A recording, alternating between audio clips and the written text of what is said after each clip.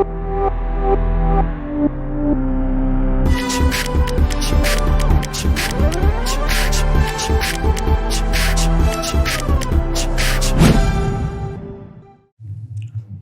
दोस्तों, तो now let's revisit the wave function जो हम लोगों ने पढ़े थे। अच्छा, जो हम लोगों ने वेव फंक्शन पढ़े थे उसके बारे में क्या बातचीत हमने किए थे? Electrons to be treated, electrons to be treated as standing waves, electrons to be treated as standing waves around the nucleus, right? समझ में आया? और उसके रिगार्डिंग हमारे पास श्रोडिंगर वेव इक्वेशन भी था, do square psi by do x square plus do square psi by do y square plus do square psi by do z square plus 8 pi square m by h square E minus V into psi that was equals to 0. तो psi को हम लोगों ने क्या बोले थे? psi जो था इसको हम लोगों ने बोले थे the wave function of electron, ठीक है? एंड इसका जो फिजिकल सिग्निफिकेंस था वो था this gives us the amplitude of vibration. हमारा वाइब्रेशन का जो एम्पलीट्यूड होगा वो हमारा साई से देने को मिलेगा। बाकी साई का एज सच कोई भी फिजिकल सिग्निफिकेंस जो है वो हमारा नहीं था, ठीक है? अच्छा, बाय द वे साई जो है कैन बी पॉजिटिव और नेगेटिव। अगर जो वेव मोशन है वो टुवर्ड्स द न्यूक्लियस है, उसको अगर हम पॉजिटिव मानते हैं तो अवे फ्रॉम द न्यूक्लियस जाने पे उसको हम नेगेटिव मानेंगे। बाकी पॉजिटिव और नेगेटिव का एज सच कोई डायरेक्ट फिजिकल सिग्निफिकेंस हमारे पास नहीं है। तुम अपने मर्जी से कोई भी एक तरफ को पॉजिटिव और कोई भी एक तरफ को नेगेटिव जो है वो मान सकते हो, ठीक है? अच्छा, नाउ हम लोगों ने और एक चीज देखे थे, दैट वाज द स्फेरिकल और पोलर कोऑर्डिनेट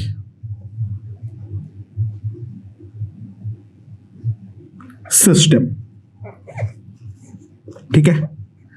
हम लोगों ने स्फेरिकल या फिर पोलर जो कोऑर्डिनेट सिस्टम देखे थे, तो वहां पे हम लोगों ने देखे थे जो पॉइंट P को हम लोगों ने एक्स वाई जेड की तरह ट्रीट किए थे, उसके बदले हम उस पॉइंट को आर थीटा फाई की तरह भी हम ट्रीट कर सकते हैं, ठीक है? तो साई जो है that is also a function of r theta and phi, ठीक है? अच्छा, जब श्रोडिंगर वेव इक्वेशन लोगों ने सॉल्व किया, हम लोगों ने हैमिल्टोनियन ऑपरेटर डिफाइन किए थे, उसको जब मैथमेटिकल एनालिसिस से सॉल्व किया तब लोगों को देखने को मिला जो हमारा साई है, जो हमारा आर थीटा फाई है,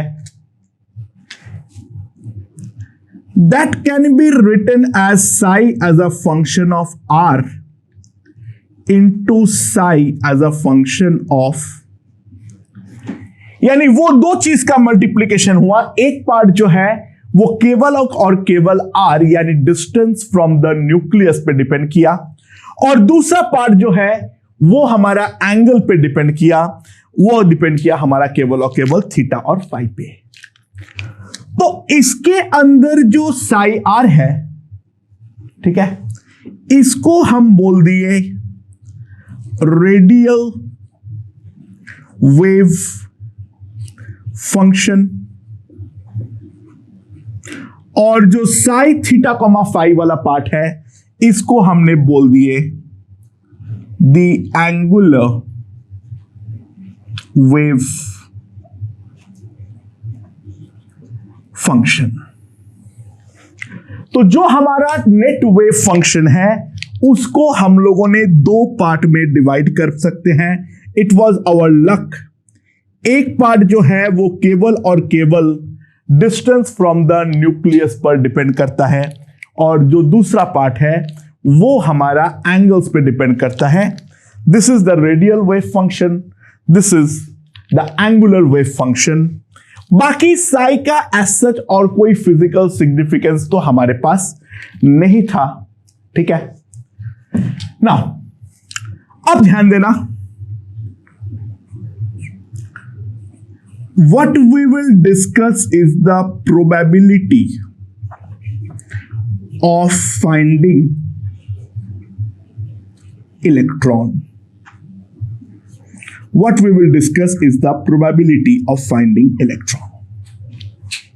अच्छा, यहां पर हमने पहले एक चीज बातचीत कर लिए थे। Electrons can be found anywhere.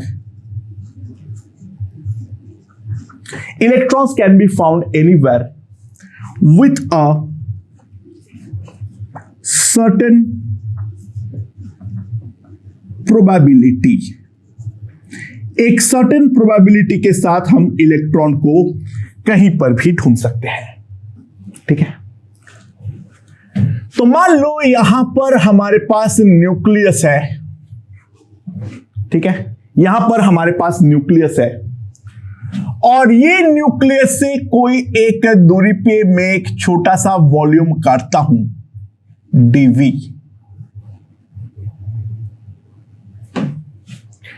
This is my nucleus, और न्यूक्लियस से एक सर्टेन दूरी पे मैं एक छोटा सा वॉल्यूम काटता हूं dv। तो ये जो छोटा सा वॉल्यूम है उस पर probability of finding electron, probability of finding electron in this small volume क्या आ जाएगा मेरे पास?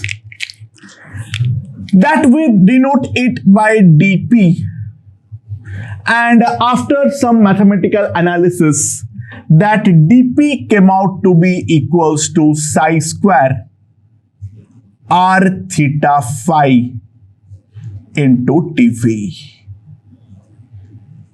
ये जो हमारा छोटा सा वॉल्यूम dv है उसके अंदर इलेक्ट्रॉन को पाने का probability dp is given by psi square r theta phi into dv।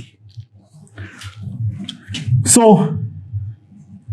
dp by dv is equals to psi square r comma theta comma phi,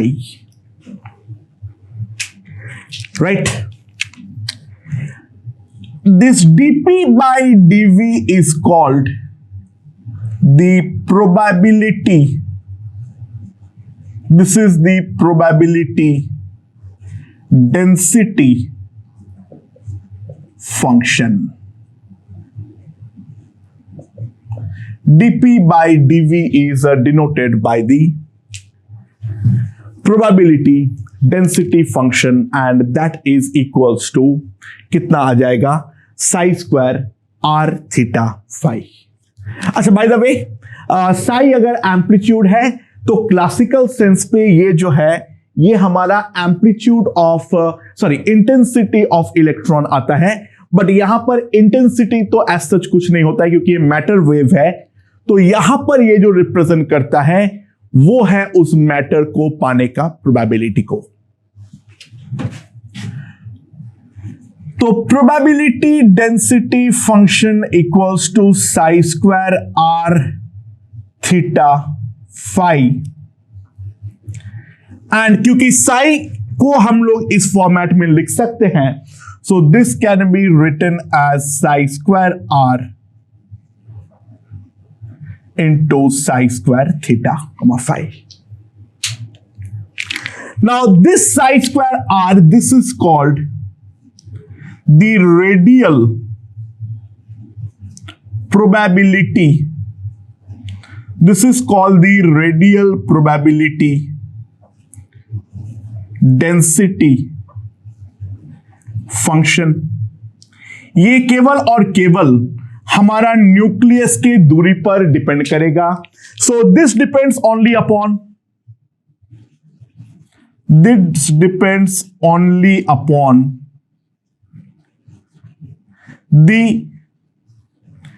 distance from the nucleus. Okay, ये इस बात से कोई फर्क नहीं पड़ता है हम किस डायरेक्शन में जा रहे हैं, ये हमारा जो है वो केवल और केवल डिपेंड करेगा हमारा न्यूक्लियस से डिस्टेंस के ऊपर। और ये वाला पार्ट जो है, ये वाले पार्ट को हम बोलते हैं angular probability density function. Okay, and ये जो एंगुलर पार्ट है that depends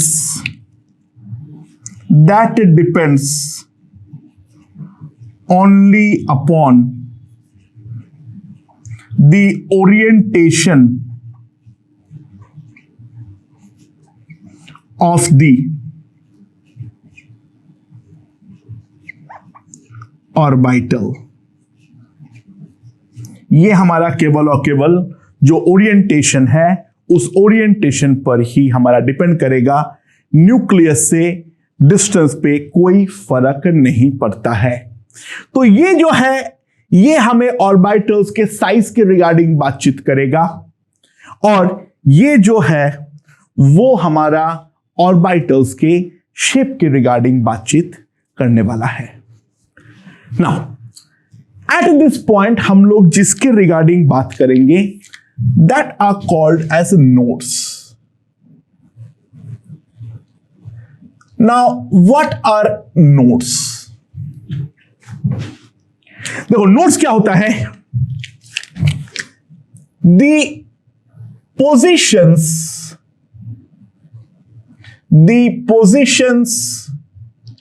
or directions where probability of finding electron is equals to 0। वो सारे पोजीशंस या फिर डायरेक्शन जहां पे इलेक्ट्रॉन को पाने का प्रोबेबिलिटी हमारा 0 होता है are called nodes.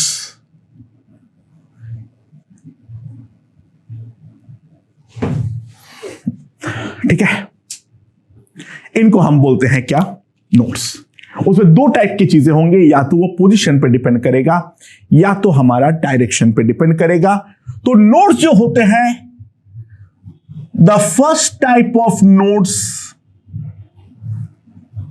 They are called the radial nodes. अच्छा, रेडियल नोड्स क्या होता है? लोगों ने जब सॉल्व किया तो लोगों को ऐसे न्यूक्लियस से कुछ पर्टिकुलर डिस्टेंस मिला जिन डिस्टेंस में irrespective of the direction electron पाने का प्रोबेबिलिटी 0 आया। यानी the distances from the nucleus, ठीक है, where probability of finding electron equals to 0 irrespective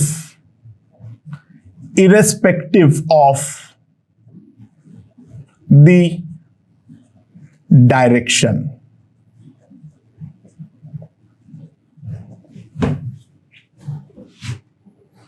ठीक है.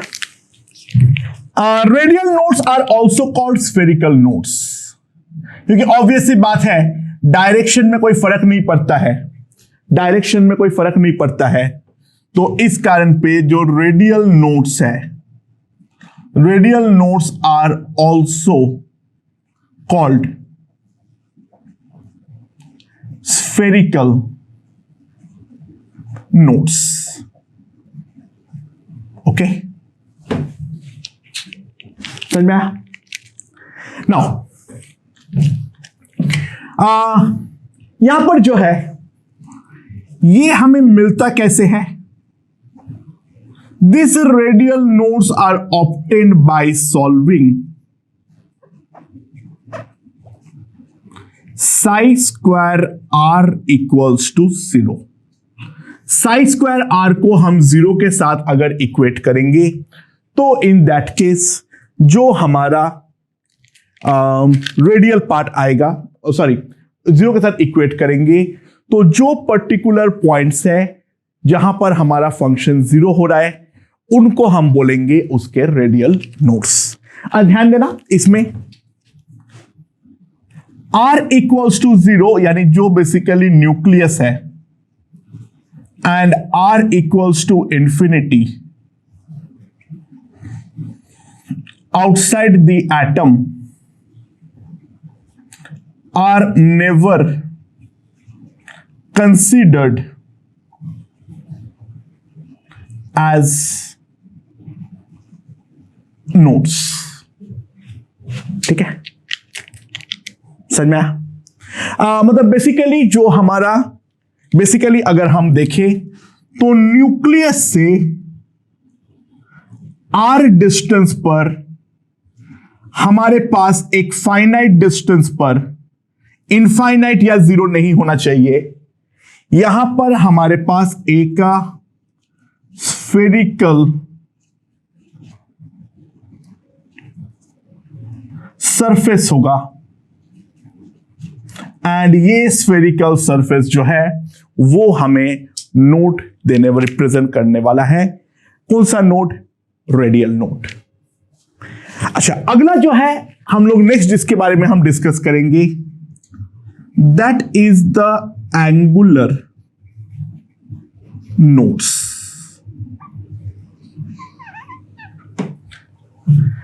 नाउ एंगुलर नोड्स क्या होता है? एंगुलर नोड्स होते हैं दी डायरेक्शंस, यानी बेसिकली हमारे उनको हम बोलेंगे planes along which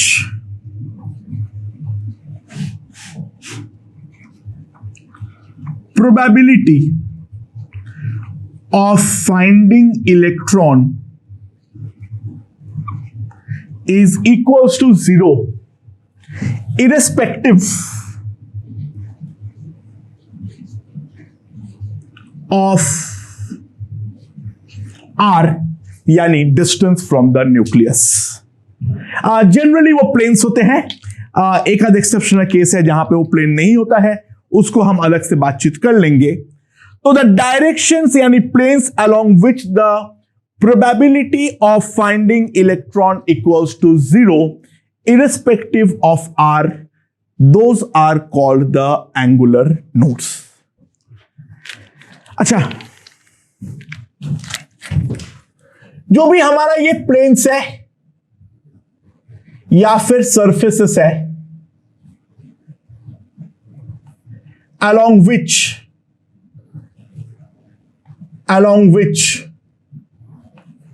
probability of finding electron is equals to 0. जो सारे प्लेन्स या सरफेस जिसके अलोंग हमारा प्रोबेबिलिटी ऑफ फाइंडिंग इलेक्ट्रॉन 0 होगा, always pass through the nucleus, क्योंकि न्यूक्लियस के अबाउट सिमेट्री है, ठीक है, तो हमेशा ही वो न्यूक्लियस के थ्रू ही पास करेगा। अच्छा, वो हमारे ऑब्टेन कैसे हुआ था? साई स्क्वायर आर को 0 के साथ इक्वेट करते हुए, तो यहां पर जो है that will be obtained by solving psi square theta comma phi equate to 0। ठीक है, ओके। तो एंगुलर नोड हो गया और रेडियल नोड हो गया। रेडियल एंगुलर नोड से हमारा ऑर्बिटल का शेप जो है वो हमारा डिफाइन होता है। क्या क्या शेप्स होते हैं उसके बारे में देखेंगे। अच्छा, तो एक चीज ध्यान देना, अगर मान लो एक ऑर्बिटल है, हमारे पास एक ऑर्बिटल है, उसका प्रिंसिपल क्वांटम नंबर जो है वो है n, और एजिमुथल क्वांटम नंबर जो है वो है हमारा l। ठीक है, तो इन दैट केस वो वाले ऑर्बिटल का जो हमारा टोटल नंबर ऑफ नोड्स होगा, जो हमारा टोटल नंबर ऑफ नोड्स होगा, that will be always equals to n-1। वो L पर डिपेंड नहीं करता है, टोटल नोड्स का संख्या तो फिक्स है, यानी चाहे 3s हो, 3p हो, 3d हो, सब में दो दो नोड्स तो टोटल होंगे। ठीक है, नंबर ऑफ एंगुलर नोड्स जो है, एंगुलर नोड्स का संख्या जो होगा that will be equals to L। ठीक है, जो हमारा एंगुलर नोड्स का संख्या होगा वो होगा L। तो अगर मेरे पास s ऑर्बिटल है, मेरे पास अगर s ऑर्बिटल है तो 0 एंगुलर नोड होगा, क्योंकि L जो है हमारा 0 है। अगर हमारे पास p ऑर्बिटल है तो 1 एंगुलर नोड होगा। अगर d ऑर्बिटल है तो उस पे 2 एंगुलर नोड होगा, और अगर f ऑर्बिटल है तो उस पे हमारा 3 एंगुलर नोड होगा। अच्छा, total nodes n-1, total angular nodes है L। तो total number of radial nodes जो होगा